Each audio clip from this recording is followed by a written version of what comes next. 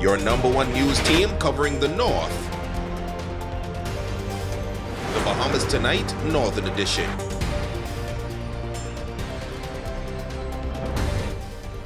Welcome back. Well, as we stated earlier, the highly anticipated announcement of a snap election sent many residents rushing to the Parliamentary Registration Department to register. However, it was too late. Tonight, we hear how some residents feel about the big announcement. The proverbial bell has been rung, and in just a matter of weeks, Bahamians across the length and breadth of the country will be heading to the polls. Here on Grand Bahama, our ZNS News team took to the community to find out how residents feel about what has been described as a snap election. So I'm not surprised, but I'm ready. I think it was a great surprise to hear that election has been called. I was not expecting it to be called this early in the term, but thank God I'm ready. I was ready I got registered about 3 years ago for an election, whether it was on time, before time. I was ready. We expected it.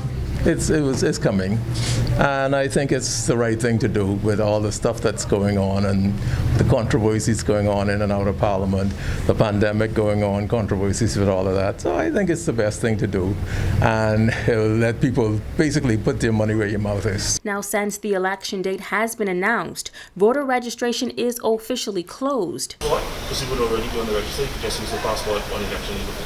However, a continuous registration system is in place, meaning that those who are registered for the 2017 general election will still be able to vote come September 16th. But new voters and those who had a change in home address would have to re-register. Some residents were prepared for the announcement, others were not. I'm not registered to vote because I didn't expect elections to be called until next year. So I'm one of those ones that got caught up in not being prepared. So yeah, I'll have to sit this one out by force, not intentionally. I came to try to change my address. However, I found out today that I don't have to come down here to do that. I can just use my passport to vote at whichever constituency that I am in or was in. So more information needs to be spread to the public so that persons like myself do not come rushing here to be turned away to go back home. I'm registered to vote, always registered to vote. Voting is one of those rights, and I take this opportunity to urge anybody who's thinking about not voting, don't do it. If you have to put the names in a bag and pull one out, vote. Exercise your rights, because many people in the world don't have that right. These Grand Bahamians share what they're looking forward to seeing happen on Grand Bahama once the next government is elected.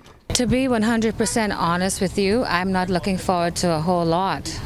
Being here in Grand Bahama, we have seen it's obvious that it doesn't matter who is in power, whether it's the FNM, whether it's the PLP, whether we give the FNM all of our seats or whether we shut the PLP out entirely, absolutely nothing happens for our island. Well, in Grand Bahama, we hope that the economy will continue to thrive. We've seen signs of movement of the economy, and we hope that the next government that would come in would continue to build on what has been planted and to continue moving the economy in the right direction. I feel comfortable that will happen. I think sometimes we expect too much too soon as opposed to giving it time to peter out. I think the next government, though, I would like for them to be a lot more honest and open with the people. Say what is what, you know. Don't give the people false hope just to keep elected. Say what is what and be honest, upfront and honest with the people. Because I'm in tourism, I want to see the hotels get up because we need that. The boats are coming in. We're not seeing the people, as we say, like what they're saying and what's not. So all I'm going to end it and say I'm ready. Now, this local pastor says he will continue to pray for the country during this time, and he will pray for all candidates as they campaign and seek to win their respective seats. And we pray God be with this Bahamas, and as we go, or they go about their campaigning, that it will be done godly, decency, characters would not be smeared, and that they will just campaign on the issues of the day and what they will do, providing they win the government. In news from the crime beat, 3 Grand Bahama residents hauled before the courts today to answer charges related to child abuse. 38-year-old Shamika Brown of number 28 Alexander Palm Way, Carvel Beach, Freeport, appeared before Deputy Chief Magistrate Debbie Ferguson on the charges of making a false report, cruelty to children, and mandatory reporting the abuse of a child. She pled guilty to all charges. Sentencing was stood down until Friday, August 20th at 10 a.m. 41-year-old Rodney Miller, also of number 28 Alexander Palm Way, Carvel Beach, Freeport, appeared before Deputy Chief Magistrate Debbie Ferguson on charges of causing harm and cruelty to children. He pled guilty, and the matter was stood down until Friday, August 20th at 10 a.m. for sentencing. Additionally, Alan Bain, age 39, of Pinehurst Drive, South Bahama, was arraigned before Deputy Chief Magistrate Debbie Ferguson on the charge of unlawful sexual intercourse with a minor of the same sex. He elected to have the matter heard before the magistrate's court, where he pleaded guilty and was sentenced to 4 years at the Bahamas Department of Corrections. The formal charges are in reference to a missing persons report that was reported at the Criminal Investigation Department in Freeport last week. A massive giveaway held recently by Reach Out Youth Ministries. Over 500 people were giving grocery as well as essential supplies outside of the Reach Out Youth Center on Banyan Lane. Coordinator Bishop Joseph Hall says the giveaway is a demonstration of the love of God. The Lord blesses Dudley Said and Reach Out Ministry with these gifts to give away.